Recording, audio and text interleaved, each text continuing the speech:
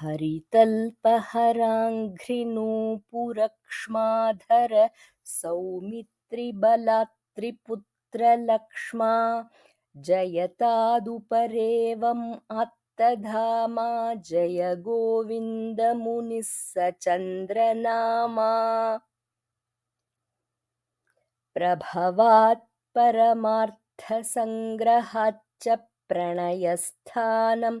अमुष्य सिद्धशिष्यः विरतक्षितिरक्षणो विरक्त्या हरिरंहो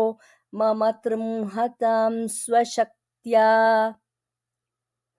कलिना बलिनाखिलेऽखिलेऽपि स्खलिते श्रौतपथे पथे प्रवृद्धे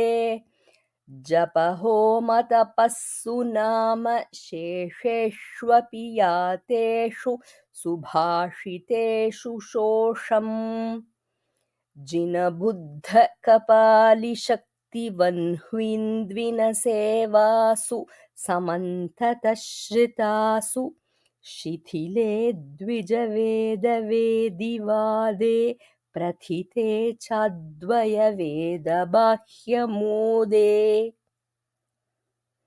जगदीक्षणविह्वलामृतान्धो निगदव्यक्तकृपारसानुबन्धम्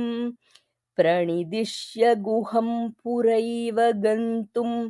प्रणिबन्धुं च मुखान् द्विषश्च यन्तुम्